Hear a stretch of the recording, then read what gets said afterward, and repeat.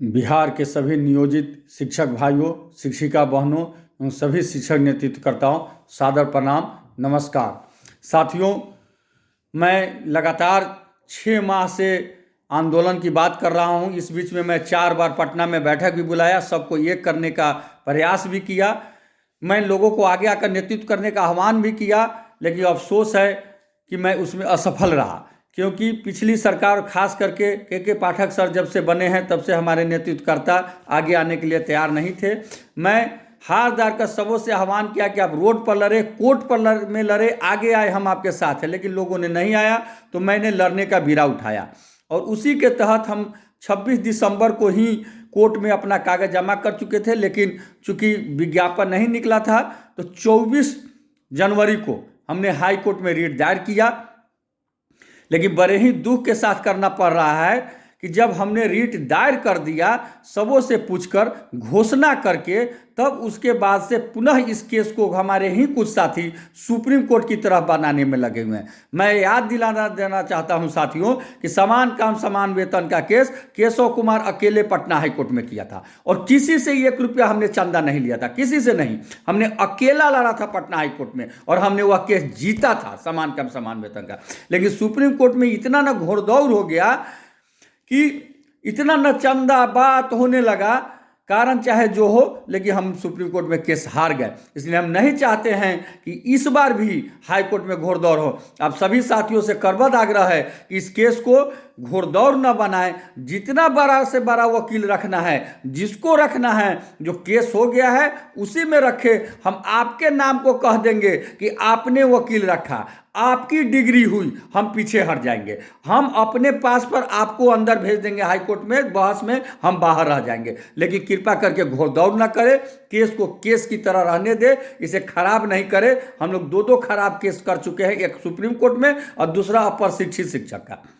और प्रशिक्षित शिक्षक का भी सैकड़ों केस हुआ, जिसके कारण वो पिरा रहे हैं, आज हटने के कगार पर है। इसलिए कृपा करके हाई कोर्ट को राजनीति का अखाड़ा न बनाए। वो न्यायालय है, उसे न्यायालय रहने दे और न्यायालय में न्याय की मांग न्यायालय की तरह करे। यही आप लोग से करबद्ध आग्रह है। दूसरा साथियों, हमने कहा था कि जैसे मैं हाई कोर्ट की बात बताता रहूँगा, तो हमने 24 तारीख को रिट दायर किया। 26, 27, 28 कोर्ट बंद था। इस सप्ताह में हमारा केस नंबर आ जाएगा और निश्चित रूप से अगले सप्ताह में हमारा बहस भी हो जाएगा और जो हाई कोर्ट के निर्णय होगा उस पर माननीय जज जी को जो कहना होगा कहेंगे, लेकिन अगला सप्ताह में निश्चित रूप से बहस हो जाएगा। हमने कहा था कि खर्च का भी ब्यौरा हम देते रहेंगे। खर्च का ब्यौरा हम पहले ही दे चुके हैं। कल रात तक 49,600 रुपया मेरे खाते में आया था।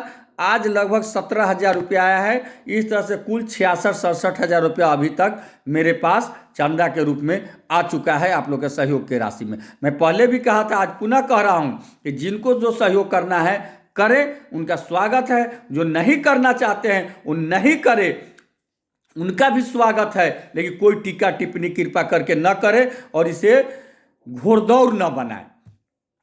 रही बात रोड पर संघर्ष करने की, तो वह भी परम आवश्यक है। आज सरकार भी बदल गई है, लेकिन एक बात मैं स्पष्ट कर देना चाहता हूं कि सरकार बदल गई है, लेकिन सरकार के मुखिया नीतीश कुमार वही है जो पहले थे। इसलिए सरकार की नीति इतनी जल्दी बदल जाएगी स्पष्ट नहीं है। लेकिन पुनः मैं बिहार के तमाम शिक्षक संगठन के नेतृत्वकर्ताओं से हाथ जोड़ कर आग्रह करता हूं कि आप लोग एक साथ आए।